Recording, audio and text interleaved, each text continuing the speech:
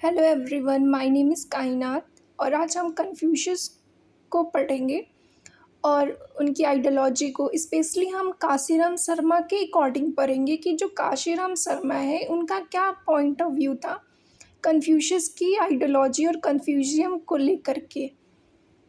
ठीक है, तो इससे पहले पढ़ने से पहले हम थोड़ा सा काशीराम शर्मा के बारे में पढ़ते हैं कि काशीराम शर्मा कौन थे। तो काशीराम शर्मा, इन्होंने अपनी स्टडी चाइनीज़ स्टडीज़ स्टार्ट की थी 1965 से, लेकिन 1967 तक इन्होंने ऑस्ट्रेलियन नेशन यूनिवर्सिटीज़ और कैनबेरिया ऑस्ट्रेलिया में अपनी चाइनीज़ स्टडी को कंप्लीट की और ये 20 ईयर्स तक दिल्ली यूनिवर्सिटी में पॉलिटिकल चाइनीज़ और जापानीज़ डिपार्टमेंट के इन्होंने यहाँ पे प्रोफेसर भी रह चुके हैं। इन्होंने master of art in political science रामजिस college Delhi university में इन्होंने किया है। ठीक है, अब इनके अकॉर्डिंग हम पढ़ते हैं कि इनका क्या पॉइंट ऑफ व्यू है कन्फ्यूशियस को लेकर के और उनकी आइडिया को लेकर के। ये कहते हैं कि जो कन्फ्यूशियस है और उसकी आइडियोलॉजी है वो चाइना में 3 बर्थ लेती है। The third birth of Confucius, इनका कहना है कि जो इनकी आइडियोलॉजी है, कन्फ्यूशियस की आइडियोलॉजी है, वो चाइना में 3 बार इमर्ज करती है। तो हम देखेंगे कि फर्स्ट कब कटती है, सेकंड कब कटती है और थर्ड कब कटती है। ठीक है, as the author emphasis Confucius and कन्फ्यूजम in the blood of every Chinese, it is there DNA. उनका कहना है कि जो कन्फ्यूशियस है और उसकी जो थ्योरी है वो चाइना के एवरी ब्लड, हर सिटीज़न, वहाँ के हर सिटीज़न के ब्लड में, उसके डीएनए में इसकी फ़िलॉसफी, कन्फ्यूशियस की फ़िलॉसफी प्रेजेंट है, उसके डीएनए तक प्रेजेंट है। और वो कहते हैं कि जो कन्फ्यूशियस की जो आइडियोलॉजी है वो 3 बार बर्थ लेती है चाइना में, 3 birth of Confucius. Professor Kashiram Sharma के अकॉर्डिंग इनका कहना है कि जब हान डायनेस्टी था चाइना में, और हमने देखा कि हान डायनेस्टी 206 से लेकर के 22 BC तक रहा है, that Confucius and the कन्फ्यूजम become the big philosophical and cultural tradition of China. तब हम देखते हैं कि इस टाइम पे जो कन्फ्यूशियस की आइडियोलॉजी थी वो बहुत बड़ी philosophical and cultural tradition of China थी। मतलब चाइना के लोग इस फिलॉसफी को बहुत पूरी तरह से फॉलो करते थे। कब फॉलो करते थे? जब हान डायनेस्टी उस टाइम पे थी। This was the first birth of Confucius. और काशीराम शर्मा का कहना है कि यही जो था ना, हान डायनेस्टी के टाइम पे कन्फ्यूशियस की आइडियोलॉजी को फॉलो करना, इसको ही उन्होंने कहा है कि ये जो था ये फर्स्ट बर्थ ऑफ कन्फ्यूशियस था। फिर उनका कहना है कि जब फर्स्ट बर्थ ऑफ कन्फ्यूशियस हो जाता है, जब हान डायनेस्टी होती है, उस टाइम पे कन्फ्यूशियस बहुत ज़्यादा फैल जाता है और सबके हर सिटीज़न के डीएनए तक कन्फ्यूशियस की फ़िलॉसफी पहुंच जाती है और उसके ट्रेडिशन, उसके कल्चर में फॉलो होने लगता है। तो उस टाइम को वो कहते हैं कि इस टाइम पीरियड था जब कन्फ्यूशियस फर्स्ट टाइम चाइना में बर्थ लेता है, कन्फ्यूशियस की फ़िलॉसफी। फिर कहते हैं कि after the arrival of Buddhism, फिर हम देखते हैं कि चाइना में बुद्धिज़्म आ जाता है। ठीक है, फर्स्ट AD में। और ये इस टाइम पे ग्लोरियस डे था क्योंकि इस टाइम पे चाइना में थान डायनेस्टी था। ठीक है, थान डायनेस्टी का पीरियड आप देख लेना कि थान डायनेस्टी का पीरियड, 1 मिनट मैं बता देती हूँ। थान डायनेस्टी का पीरियड 618-907 C तक था। जब थान डायनेस्टी बहुत अपने ग्लोरियस डे में था ना, तो हम देखते हैं कि चाइना के culture, philosophical, education, art, architecture, literature, poetry पर इम्पैक्ट डालता है। मतलब जैसे ही बुद्धिज़्म आता है, चाइना के हर चीज़ पे इम्पैक्ट डालता है, उसके कल्चर पे, उसके आर्ट पे, आर्किटेक्चर पे, लिटरेचर पे, हर चीज़ पे वो इम्पैक्ट डालता है, बुद्धिज़्म इम्पैक्ट डालता है। जिसकी वजह से हम देखते हैं कि जो कन्फ्यूज़न की थ्योरी थी वो धीरे धीरे डिक्लाइन हो जाती है with the decline of Buddhism. जैसे हम देखते हैं कि बुद्धिज़्म का डिक्लाइन 8th सेंचुरी 8 AD में हो जाता है। फिर उसके बाद देखते हैं कि कन्फ्यूजियम स्टार्ट रीमर्जिंग, मतलब रीबर्थ लेने लगता है 12th सेंचुरी में। और कन्फ्यूशियस वॉज रीबॉर्न, और हम 12th सेंचुरी में देखते हैं कि कन्फ्यूशियस फिर से रीबॉर्न लेने लगता है, फिर से उसकी जन्म होने लगती है।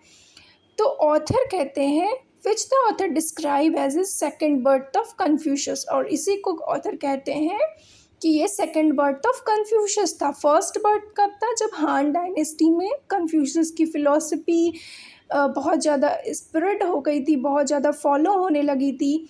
तो हम कहते हैं अकॉर्डिंग टू ऑथर का एक कहना है कि काशीराम शर्मा का कहना है कि हान डायनेस्टी के टाइम पे फर्स्ट टाइम जो है कन्फ्यूशियस की फ़िलॉसफी पूरे चाइना में पूरी तरह से फैल गई थी, यहाँ तक कि चाइना के एवरी सिटीज़न के डीएनए तक पहुँच गई थी। ठीक है। सेकंड कहते हैं कि हम देखते हैं कि थान डायनेस्टी जब होता है चाइना में, उसकी पीरियड है 618-907 AD तक। तो इस टाइम पे जब थान डायनेस्टी का ग्लोरियस डे था ना, तो उस टाइम बुद्धिज़्म चाइना में आता है, और बुद्धिज़्म जैसे ही आता है चाइना के कल्चर, लिटरेचर, आर्ट, आर्किटेक्चर पे सारे पे इम्पेक्ट डालता है। और फिर हम देखते हैं कि 8 AD में चाइना की जो बुद्धिज़्म है वो डिक्लाइन होने लगता है, और 12th सेंचुरी में कन्फ्यूशियस फिर से इमर्ज करने लगता है, रीबॉर्न हो जाता है, और उसी को कहते हैं the second birth of Confucius, Kashiram Sharma कहते हैं। फिर काशीराम शर्मा कहते हैं कि जो वेस्टर्न फिलोसोफर हैं, वेस्टर्न स्कॉलर हैं, उनका कहना है कि जो चाइना में जो आइडिया या कन्फ्यूशियस की जो आइडिया फ़िलॉसफी जो आया है वो इन्फ्लुएंस है या वेस्टर्न से लिया गया फ़िलॉसफी है ना। मतलब वेस्टर्न स्कॉलर का कहना है कि जो चाइना में फ़िलॉसफी आई है या कोई आइडिया आया है, कन्फ्यूशियस का आइडिया है, ये बहुत ज़्यादा इन्फ्लुएंस है वेस्टर्न आइडियोलॉजी से, वेस्टर्न थिंकर से। जैसे वो वेस्टर्न जो स्कॉलर है वो अपने वेस्टर्न पीपल से, वेस्टर्न थिंकर से मैच करते हैं, और वो कहते हैं कि एरिस्टोटल, एस.टी. थॉमस, इन लोगों की वजह से, इनकी आइडिया से कन्फ्यूशियस जो है वो इन्फ्लुएंस है, और इसी वजह से उनके आइडिया को लेकर के चाइना ने वेस्टर्न आइडिया को लेकर के चाइना में ये आइडिया स्प्रेड किया है।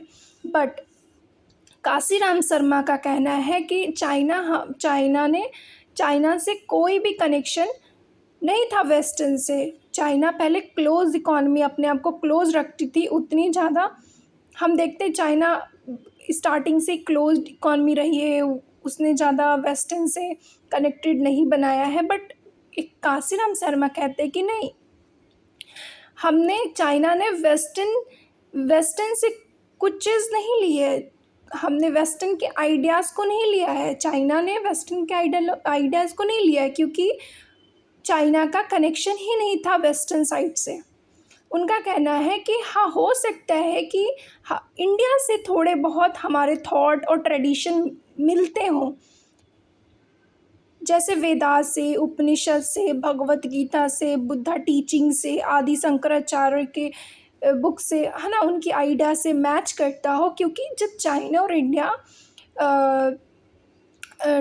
ट्रेड करती थी तो कल्चरल एक्सचेंज होता था, है ना। तो हो सकता है, उनका कहना है कि हो सकता है कि हमने वेदास और उपनिषद से कुछ चीज़ ली हो, बट हमने वेस्टर्न जो कहते हैं ना, वेस्टर्न स्कॉलर का जो कहना है कि नहीं, जो आइडिया आया है चाइना में वो हमारे साइड से आया है, वेस्टर्न साइड से आया है। उस चीज़ को काशीराम शर्मा नहीं मानते हैं, और कहते हैं कि जो चाइना में कुछ चीज़ आया भी है, में भी थोड़ा बहुत हमने इंडिया से इन्फ्लुएंस होकर के लिया होगा, बट इंडिया के थोड़े बहुत आइडियाज़ हमारे यहाँ आए होंगे, बट वेस्टर्न से नहीं आए हैं।